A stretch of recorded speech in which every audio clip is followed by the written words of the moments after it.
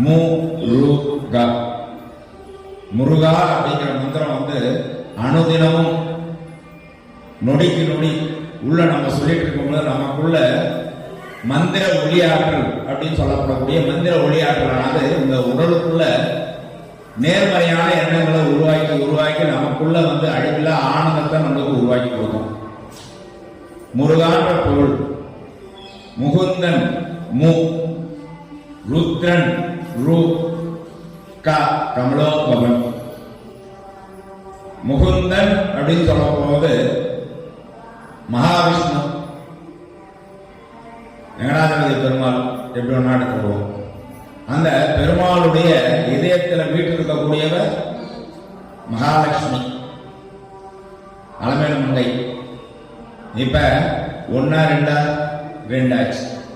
சரி, ருத்ரன். ருத்ரன்றவன் வந்து சிவனுடைய அம்சம், எம்பெருமான்.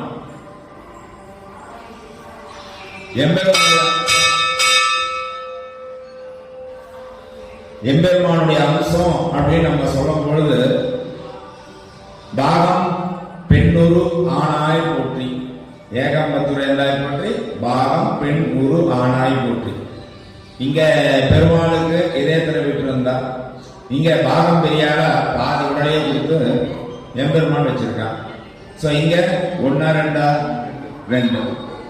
அதுக்கப்புறம் கமலோத்பவன், பிரமன் அப்படின்னு சொல்லப்படக்கூடிய கமலோத்பவன்.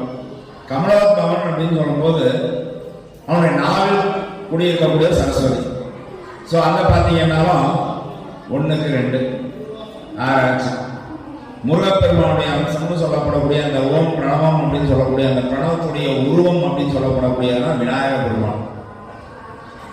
இங்க பிரணவத்தை பார்க்கணும், அந்த விநாயகர் பெருமானை பார்க்கணும். ரெண்டும் உட்காந்துட்டு உருவமும் அதுவும் பார்த்தீங்கன்னா ஒரே மாதிரி தான் இருக்கும். இம்முங்கிற எழுத்துல வந்து பார்த்தீங்கன்னா கையில் இருக்கக்கூடிய மாதளங்கனி, உட்காந்துட்டு உருவம் அமைப்பு பார்த்தீங்கன்னா ஓங்காரம். இப்ப நீ முருகான்னு சொல்லி விநாயகர் வழிபாடு பண்ணாலும் ஓகே தான். சரி, பிரமனை பார்த்து வழிபாடு பண்ணாலும் அதுவும் ஓகே தான். சிவனை பார்த்து வழிபாடு பண்ணாலும் அதுவும் ஓகே தான். விஷ்ணுவை பார்த்து வழிபாடு பண்ணாலும் ஓகே தான். அப்ப முருகான்றது எல்லாத்துக்குமே சரி. சரி,